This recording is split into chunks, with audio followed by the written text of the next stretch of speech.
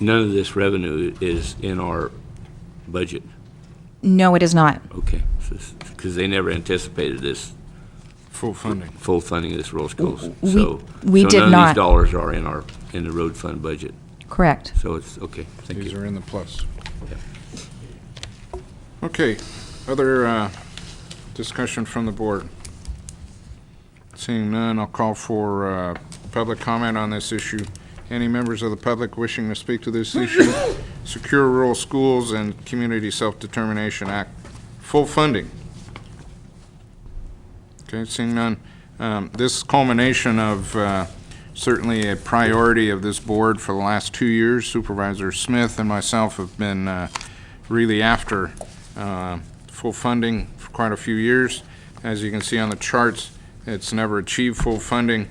This is a major success, and I think this is one item that NACO, National Association of Counties, put on their #1 priority list.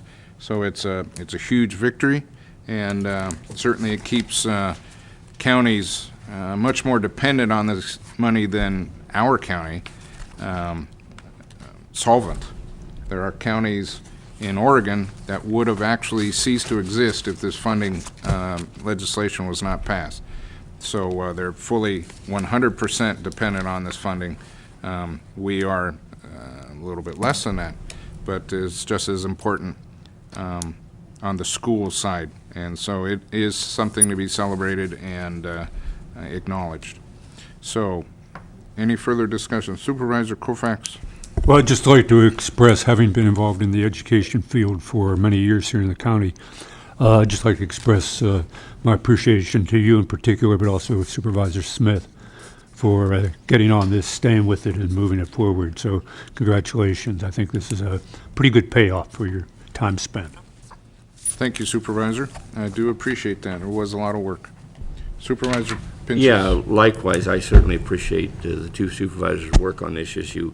You know, you don't have to go as far as Oregon. Our neighbor county to the northeast of us, Trinity County, likely would have went bankrupt without this funding, as most of Trinity County is national forest. Mm-hmm. So it's a real issue. It's a big help for our schools in Mendocino County, but we have some neighbors that would have been, without this, been totally devastated.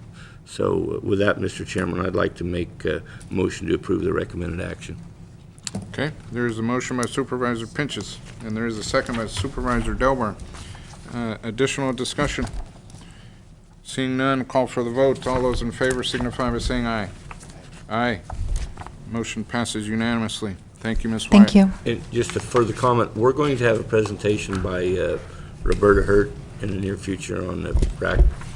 Yes, unfortunately, Ms. Hurt could not be here today, but she will come back at a later date and present the projects from prior year on the RAC committee. Thank you, Jennifer. Trying to get back on track here. I will acknowledge the acceptance of the Water Agency Director to allow me to deviate a little bit, and we will now take up a timed item at 10 a.m. The Mendocino County Water Agency, and I believe item 11A. All right, well, good morning, and thank you very much. For the record, my name is Roland Samford. I'm the manager of the Mendocino County Water Agency. Given the time, very briefly, Water Rights Decision 1610, which was issued by the State Water Resources Control Board in 1986, governs how and when water can be stored in and diverted from Lake Mendocino. And more specifically, Decision 1610 enumerates the water rights held by the Sonoma County Water Agency and Russian River Flood Control. It memorializes area of origin water rights protections for Mendocino County.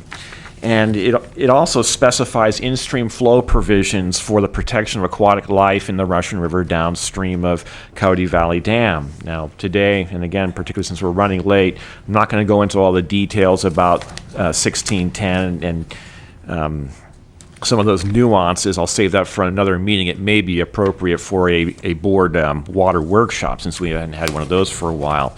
But suffice to say that changes to Decision 1610 can be a big deal for us as a county.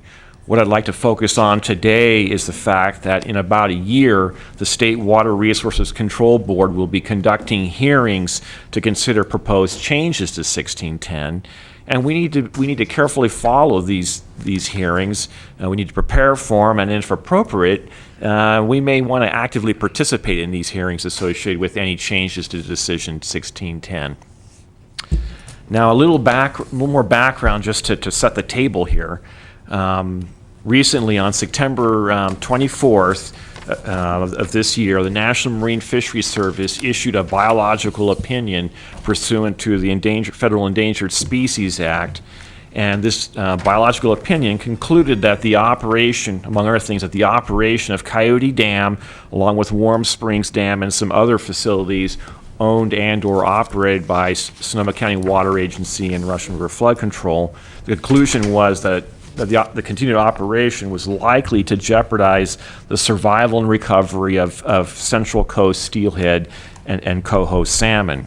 And so as a result of this conclusion, National Marine Fisheries Service, with the assistance of the Army Corps, Sonoma, and Russian River Flood Control, developed a reasonable and prudent alternative, RPA. And I think you've heard about that certainly from the FERC issues with Potter Valley. Anyway, the RPA, it identifies certain actions the Corps and Sonoma County